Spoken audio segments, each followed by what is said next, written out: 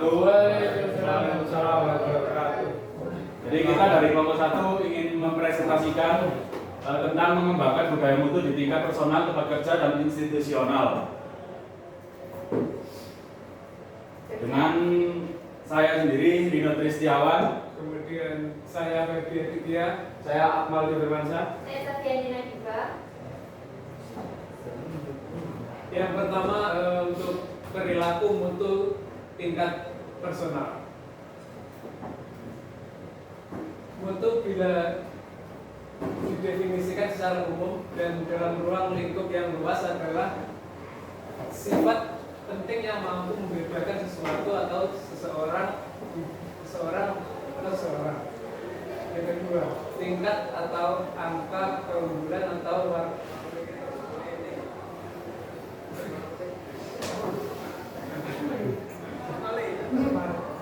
kualitas serta nilai. Sesuatu yang melekat pada identitas dan nyata. Masing-masing kota mempunyai mutunya sendiri. Yang keempat, warna nada atau musik memiliki identitas kompleks suara atau bunyi atau suara musik. Warna nada penyanyi sopran kaya dan bagus. 5. Status sosial yang tinggi atau orang kualitas.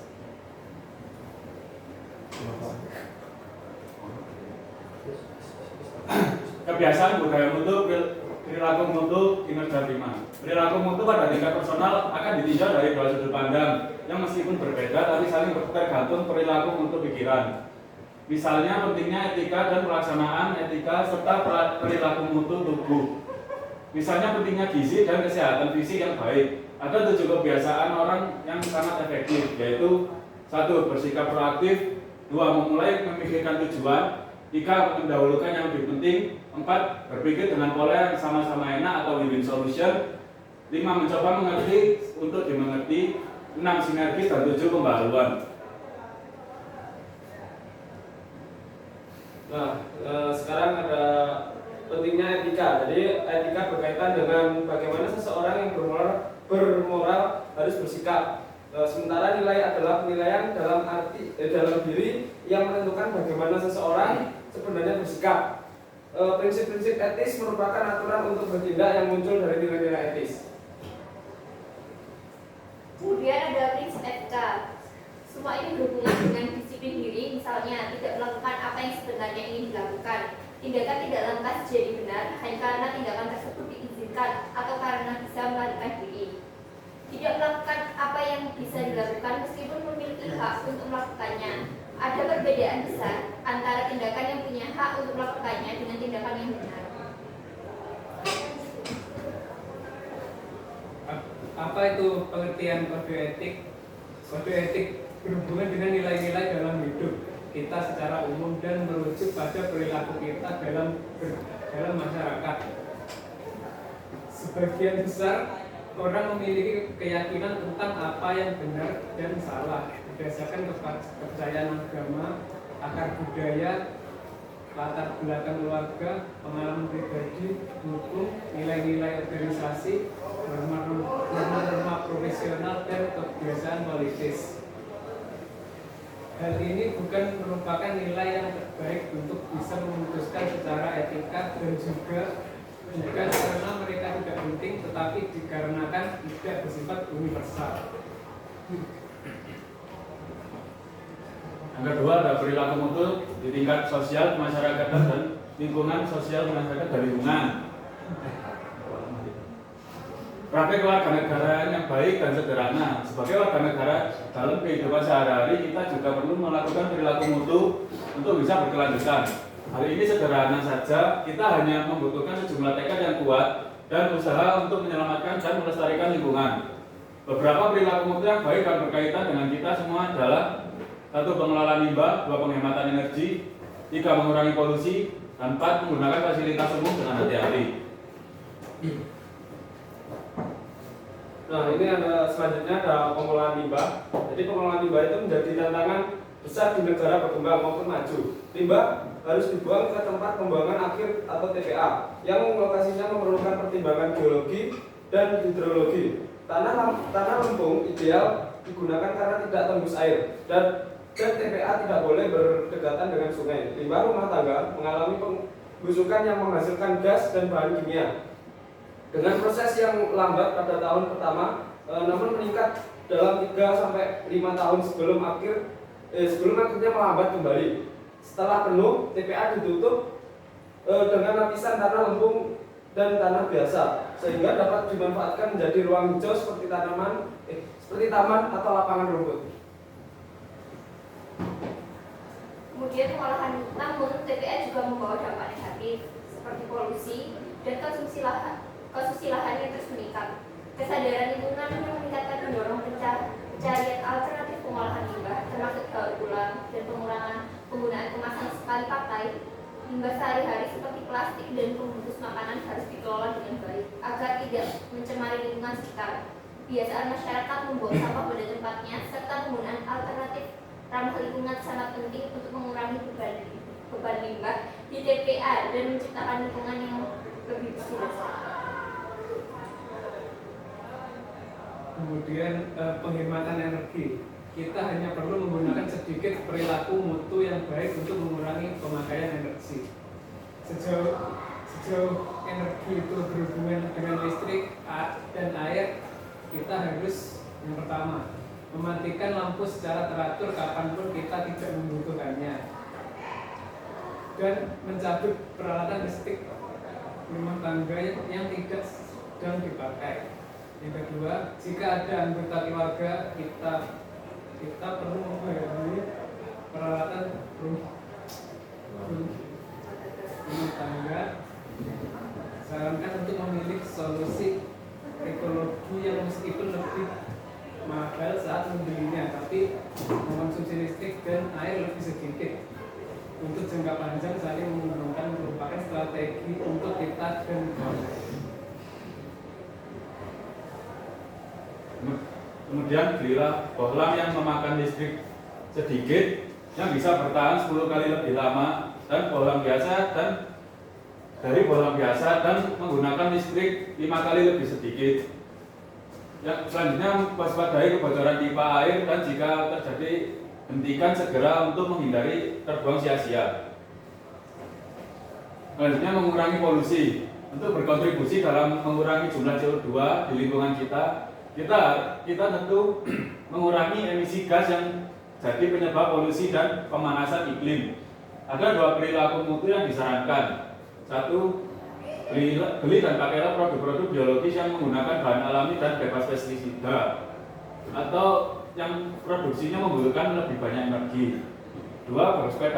Bersepedalah untuk menempuh jarak yang dekat.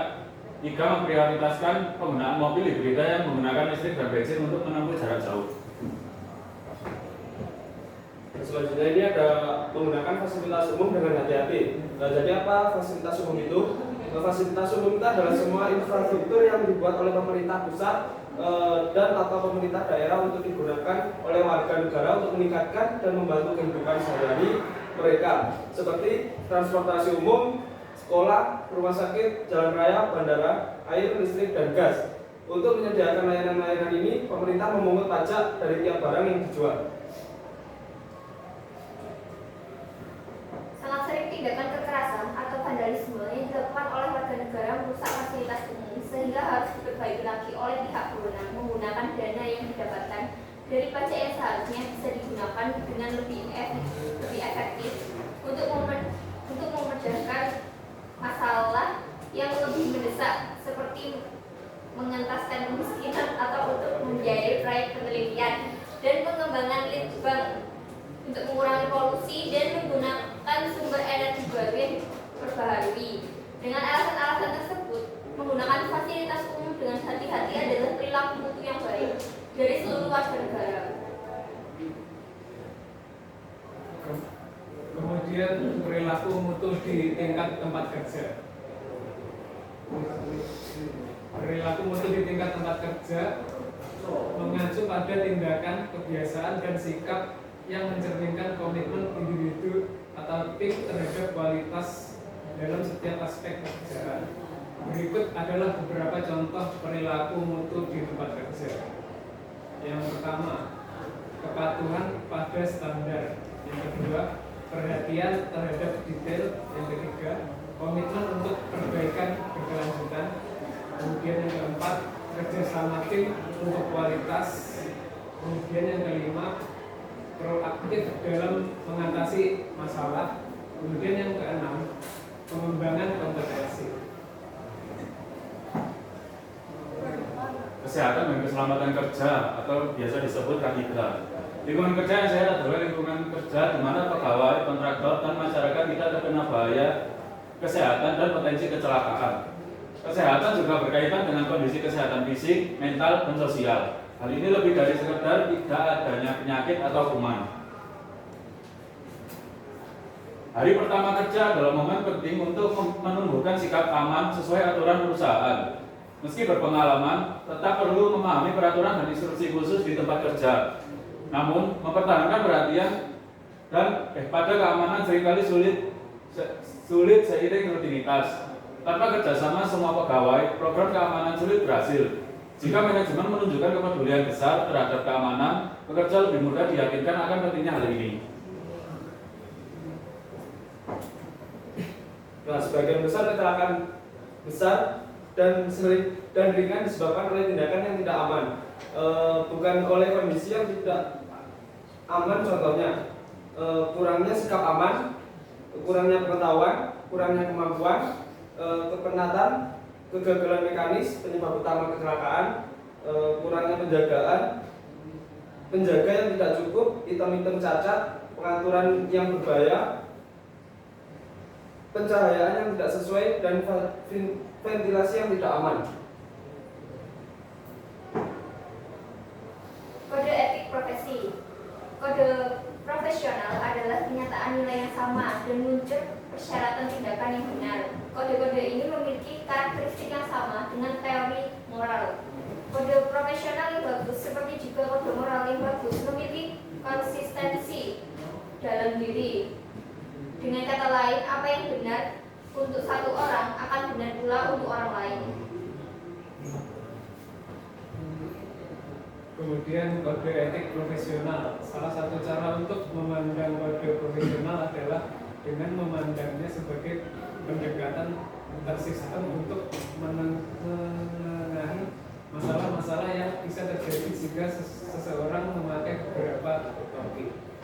Pandangan lain menyatakan bahwa kode formal tidak akan merupakan gambaran hubungan antara masyarakat dengan warga negara yang baik. Sekian presentasi dari kelompok kami. Sedikit pantun dari kami. Ada udang di balik waktu. Wassalamualaikum warahmatullahi wabarakatuh.